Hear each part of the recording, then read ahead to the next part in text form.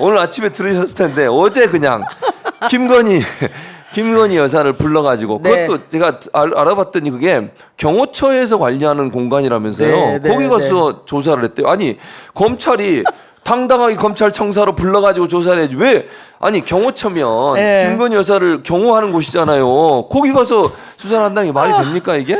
아, 김건희 쇼쇼쇼를 어저께 비밀리에 했습니다. 네. 비밀리에. 그 창성동이요. 조보고 예. 창성동 그 경호실 별관이 예. 예전에 그 청와대로 이렇게 가자 보면 좌측편에 있는 예. 경호실 부속실에서이거든요. 예. 그리로 갔다는 거 아닙니까? 예. 근데 실제로요.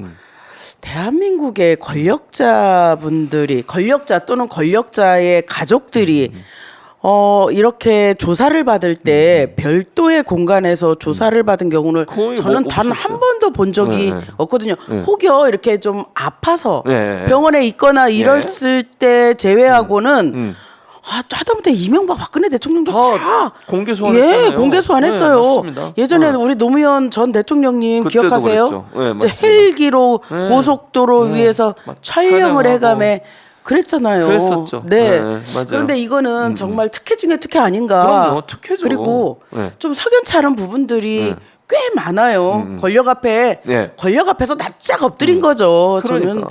이게 서울지검장인가요? 네, 서울지검장 서울지검장이 맞습니다. 네. 정말 윤석열 대통령이 애정해서 임명한 사람이라고 얘기를 하지만 이거는 도를 넘은 거죠. 그러니까요. 네.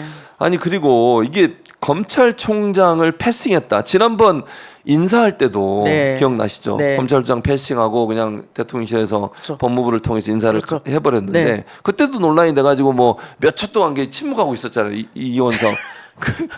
이번에 또 패싱 당했어요. 교수님, 예. 이원석이 대통령이 될 수 있는 절호의 기회예요. 지금요? 그렇군요. 예전에 네. 저 윤석열 검찰총장이 네. 살아있는 권력에 대들고 나서 그랬었죠. 맞아요. 저 대통령 후보가 된 거잖아요. 맞아요. 그랬었죠. 이원석 대통령 후보 될 적이 있어요. 기회다. 기회예요. 그러니까 지금 살아있는 권력에 한번 대들어 보세요. 그 오늘 발언한 거 보니까 예. 뭐 자기가 입장을 어떻게 정리할지 그 고민 중이다 이렇게 얘기하는데 고민만 하지 말고 예. 일단 한번 대들어 보세요. 그러면 어떻게 되나? 예. 그러니까 그러니까 이원석 검찰총장이 패싱 당하고 네. 나중에 그러니까 보고를 받았다 그러고. 네. 근데 지난번에 그 검사 탄핵한다고 물론 아직 탄핵 안이 네, 올라간 건 아니고요. 네. 탄핵안이 타당한지 이제 법사위에서 응. 조사해 봐라. 예, 입법청문회 하라고. 그 넘긴 그 법안이 통과되던 날 네. 나와가지고 언론 앞에서 이재명 방탄이다. 이재명 대표를 보호하기. 이런 얘기 입법부에 막 제가 볼 때는 입법부를 거의 협박하는 수준이었다고 생각이 들거든요. 네. 그 발언 자체가 그때는 그렇게 막 단호하게 얘기를 하더니 오늘은 말도 못하고 이게 이원석 총장 이런 태도 이거 어떻게 봐야 됩니까, 의원님? 필요한 조치를 취할 것이라고 얘기했잖아요. 네, 네. 이거는 지난번 야당에게 했던 네. 그 교수님처럼 교수님 말씀처럼 야당에게 했던 그 말과는 너무나도 다르죠. 다른 그러니까 그 톤이 확 다운된 역시 권력의 눈치를 보지 않을 수 없구나라고 느끼게끔 하는 발언이었잖아요.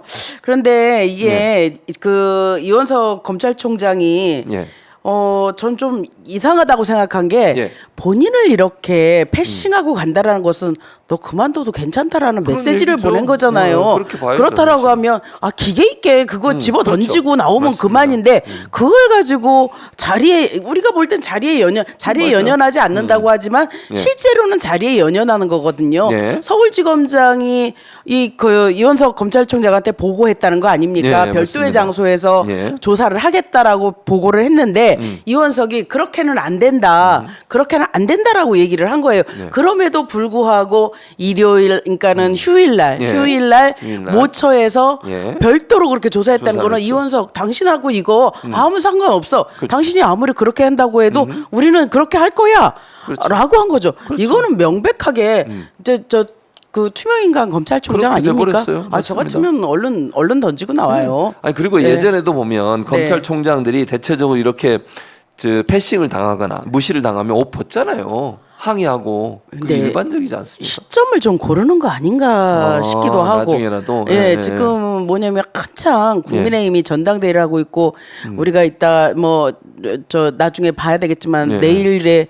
내일 정도면 저 한동훈이 대표로 확정이 될지 안 될지 내일 판가름이 그렇죠. 나는 거잖아요. 명단이 나오죠. 예. 그렇다라고 하면 그것을 보고하려고 하는 거 아닌가라는 의구심도 들고요. 의구심도 들고 그럴 수도 있겠네요. 그럴 수도 있을 것 같은 예, 맞아요. 생각이 들어요. 예, 그러니까요. 그러니까 참 이런 결과가 나오자마자 대통령실이 바로 네. 입장을 냈습니다. 조사 딱 받고 나니까 네. 제가 볼 때 경호처로 부른 거잖아요, 검사를. 그렇죠. 그 검사들을 불러가지고 김건희가 검찰을 소환한 거죠. 김건희가 검찰을 소환한 그런 거예요. 얘기가 있더라고요. 예. 그래가지고 조사 딱 하고 네. 조사 받았잖아요. 이제 자 26일 청문회 이번 주 금요일 날 또 청문회 열리는데 네. 출석 못해.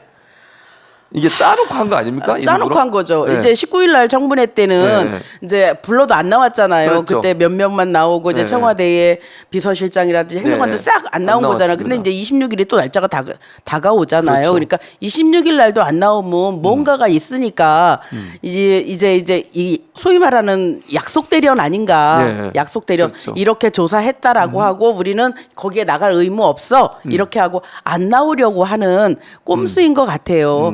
그리고 저 요즘 민주당에서 예. 거기 길거리에 현수막을 무슨 현수막을 달았냐면 예. 도대체 김건희는 언제 조사합니까? 라는 현수막이 전국에 쫙 깔렸군요. 깔린 거예요. 그러니까 그거 보기에도 좀 네. 민망스럽고 뭔가 이쯤에서 액션이 있어야 되는 거 아닌가라는 생각을 한 것 같아요. 그랬는데 제가 봤을 때 집어도 한참 잘못 집은 게 차라리 네. 검찰 포토라인에 딱 서서 그렇죠. 정상적으로 조사받고 그렇게 했으면 국민들이 이해할 수 있을 것 같아요. 그렇죠. 그런데 그것도 휴일을 틈타서 네. 그것도 경호처 공간으로 가서 검찰을 소환해서 이렇게 조사를 12시간 받았다고 하는데 이거를 가서 조사를 받았는지 앉아서 커피 마시고 텔레비전을 봤는지 앉아서 SNS를 했는지 어떻게 알겠어요. 이거 국민들께서 저는 이거 조사받았다고 인정 안 하실 거예요. 그럼요. 이 맞아요. 인정하는 국민들 있을까요? 없을 것 같아요. 그러니까요. 네, 왜냐면 이거는 거의 그냥 면죄부를 주겠다는 거 아닙니까? 그렇죠. 조사했으니까. 예. 그리고 나중에 조사 결과 보고 뭐 별 문제 없다, 무혐의 처리하거나 이럴 수도 있지 않겠어요? 궁금해요. 그게 네. 이제 두 가지 조사했다는 네, 거잖아요. 네. 도이치 주가 조작, 네. 도이치모터스 주가 조작하고 하고, 디올백하고 맞습니다. 그 두 개의 조사건이 어떻게 조사를 하고 어떤 결과가 나왔는지 궁금해요. 어떤 결과를 내놔도 국민들이 납득하기 납득 어려울 어려워요. 거고요. 네. 이것은 그 법사위가 26일 날 청문회를 통해서 네. 이거 안 나오면요. 네. 이제 국정조사 해야죠. 가야죠. 네, 국정조사 그럼요. 가기 위한 빌드업인 거고요. 네. 우리 당은 우리 당 일만 따박따박 하면 돼요. 네, 그러면 맞습니다. 국민적으로 납득하지 않는 이 상황에 대해서 저는 민주당에 다 속 시원하게 파헤쳐 드릴 거라고 저는 생각합니다. 네.